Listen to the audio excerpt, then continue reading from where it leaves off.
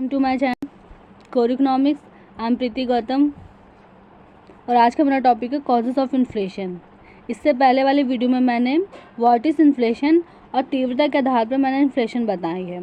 इस वाले वीडियो में मैं कितने प्रकार के इन्फ्लेशन होते हैं ये बताऊंगी आज।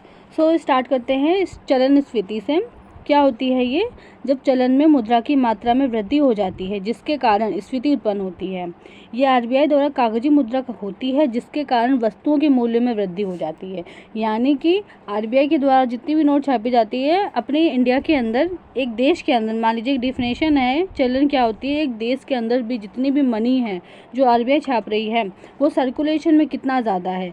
सर्कुलेशन में जितना ज़्यादा वो मनी आएगा उतना ही ज़्यादा महंगाई होगी। कैसे महंगाई बढ़ेगी? यानी कि जितना भी आपके हाथ में पैसा आएगा, जितना ज़्यादा हाथ में लोगों के पैसा आएगा वो डिमांड क्रिएट करेंगे। अपनी डिमांड जैसे जैसे बढ़ाएंगे वैसे वैसे क्या होगी, वस्तुओं के दाम बढ़ते जाएंगे। तो इसे इन्फ्लेशन बोलते हैं। मैंने इससे पहले वाले वीडियो में आपको बताया इन्फ्लेशन की डेफिनेशन अच्छे से दी है, तो अगर इसमें समझ में आएगा आपको, लेकिन इससे पहले वाला वीडियो देखेंगे तो उसमें और अच्छे से आपको समझ में आ जाएगा।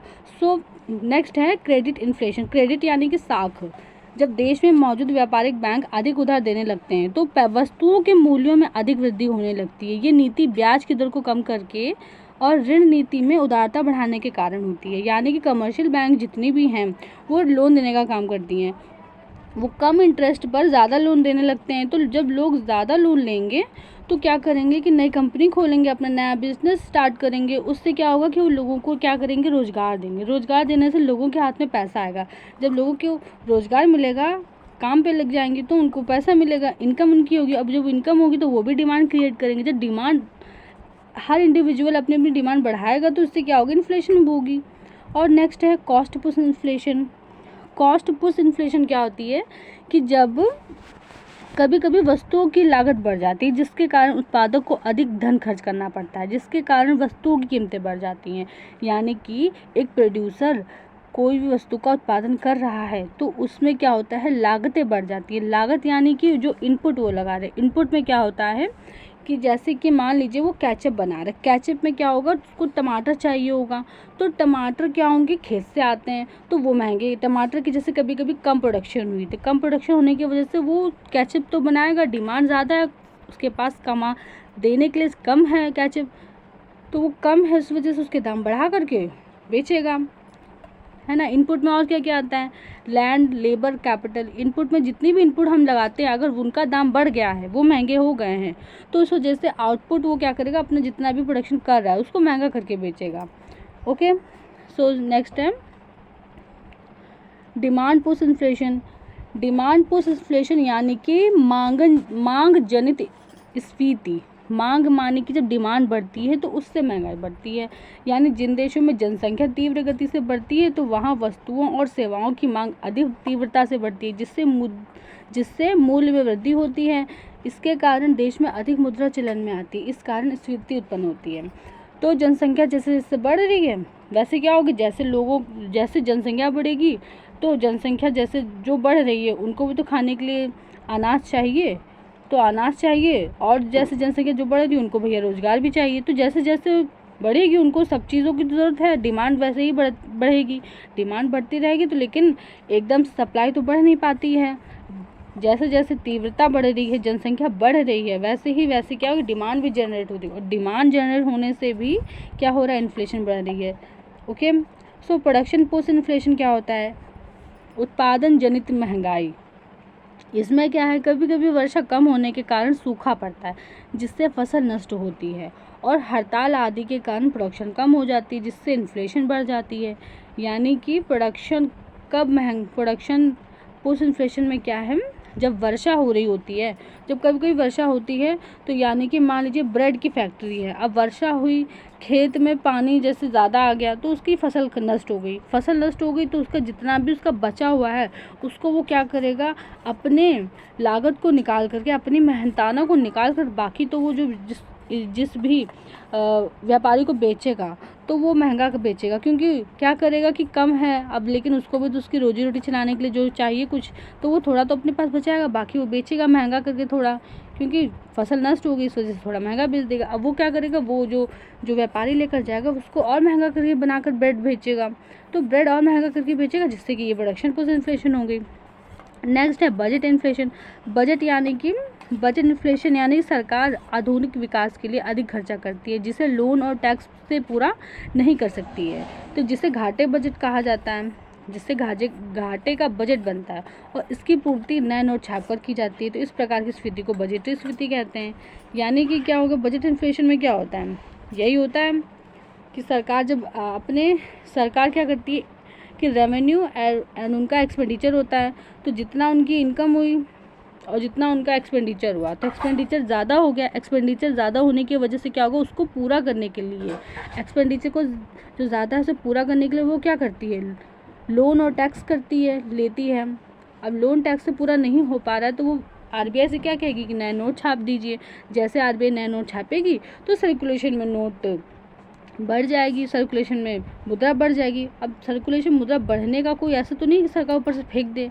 अब वो बढ़ती कैसे, सरकार की कुछ नीतियों से बढ़ती है। यानी कि सरकार क्या करेगी कि रेट ऑफ इंटरेस्ट कम कर देगी जिससे लोन सस्ते हो जाएंगे।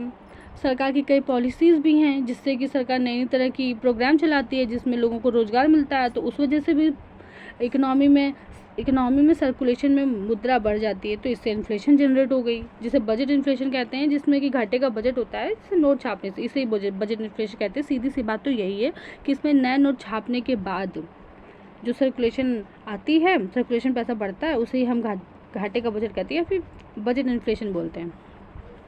इम्पोर्टेड इन्फ्लेशन यानी कि आयातित मुद्रास्फीति। जो देश आयातित निर्धन देशों को माल बेचते हैं उनमें निर्यात के भुगतान के रूप में पर्याप्त पूंजी का आयात होता है। ये पूंजी बैंकों में जमा होती है और बैंक उस पूंजी को उधार देती है। इस प्रकार मुद्रा तथा साख दोनों की मात्रा में वृद्धि हो जाती है। ये उस स्फीति में निर्यातों के बदले आयात होती है, इसके कारण मुद्रास्फीति होती है। यानी कि जब हम दूसरे देशों में क्या करते हैं, एक्सपोर्ट कर रहे हैं, तो इंपोर्ट करने वाला जो देश है वो जो पूंजी देता है वो पूंजी तो अपने देश में आती है। निर्यात करने से क्या इनकम आती है अपने देश में, जो पैसा आ रहा है अपने देश में वो क्या करते हैं, बैंक अपने पास रख लेती है और वही बैंक उधार देती है, लोगों को लोन देती है। तो इससे क्या होगा, जितना ज़्यादा एक्सपोर्ट बढ़ जाएगा उतना ही ज़्यादा क्या होगा कि ज़्यादा मनी का फ्लो अंदर आएगा इंडिया के अंदर। वही उससे जब जैसे जैसे बढ़ेगा मनी का फ्लो अंदर आएगा वैसे लोगों को क्या होगा, निर्यात बढ़ेगा, निर्यात बढ़ने से रोजगार बढ़ेगा, रोजगार बढ़ने से लोगों के हाथ में पैसे आएंगे, वो डिमांड बढ़ाएंगे, उसके कारण फिर से इन्फ्लेशन बढ़ेगी। फिर दूसरा है फॉरेन ट्रेड कंट्रोल्ड इन्फ्लेशन, यानी कि विदेशी व्यापार नियंत्रण मुद्रास्फीति।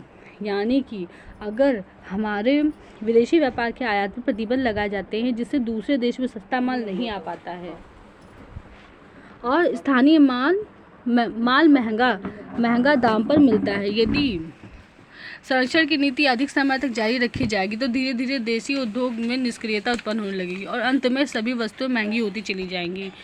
यानी कि अगर हम एक्सपोर्ट ज़्यादा करने लगेंगे तो इंपोर्ट ज़्यादा करने लगेंगे, तो जब इंपोर्ट ज़्यादा कर रहे हैं तो अपनी कंट्री का सामान दूसरे देशों में चला जा रहा है ज़्यादा, तो ज़्यादा अगर वो इंपोर्ट करने लगेंगे तो अपने देश में बचेगा क्या, कंजप्शन करने के लोगों के स्थानीय लोगों की जो ज़रूरतें हैं उनको पूरा कैसे करेंगे अगर सारा इंपोर्ट हम कर देंगे दूसरे देशों में।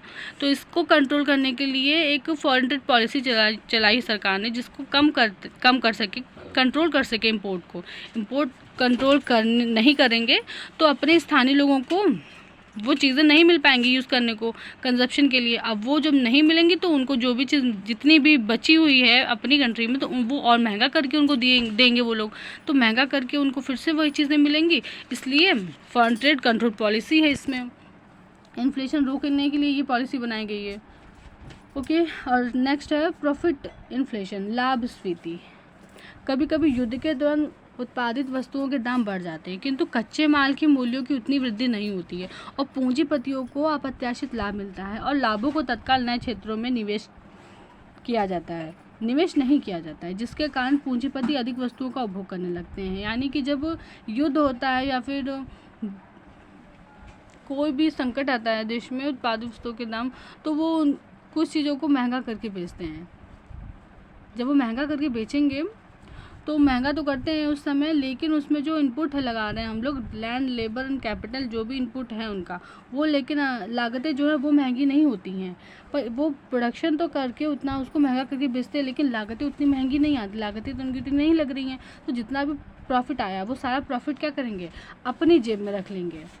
अपनी जेब में रख लेंगे तो जितना भी महंगा करके वो बेच रहे हैं उसका प्रॉफिट उन्होंने खुद रख लिया, लेकिन लोगों को क्या मिला, महंगा मिला वो चीज़। तो ये भी है कि प्रॉफिट वो अपने पास रख लेते हैं, इस वजह से क्या महंगाई बढ़ रही है। ओपन एंड क्लोज इन्फ्लेशन क्या होता है? ओपन एंड क्लोज इन्फ्लेशन, यदि समाज की बढ़ती हुई आय के उपभोग पर कोई नियंत्रण नहीं लगाया जाए तो ये खुली स्फीति कहलाती है। यदि उपभोग की मात्रा में नियंत्रण लगा दिया जाए तो दबी मुद्रास्फीति कहलाती है। समझे, यानी यदि कंजप्शन पे कंट्रोल लगा दिया गया तो वो है क्लोज, और कंट्रोल नहीं लगाया है कंजप्शन तो वो है ओपन। ओपन क्या होता है? ओपन तब होता है जब नियंत्रण नहीं होता है कंजप्शन पे, तो वो ओपन इन्फ्लेशन है। अगर नियंत्रण होता है इन्फ्लेशन में, सरकार का कंजप्शन पे नियंत्रण होता है तो वो होता है क्लोज इन्फ्लेशन। ओके, तो ये आज का इतना ही था। तो मेरा वीडियो थोड़ा सा भी इन्फॉर्मेटिव रहा आपके लिए तो प्लीज़ लाइक और शेयर ज़रूर कीजिएगा मेरे चैनल को। Thank you for watching.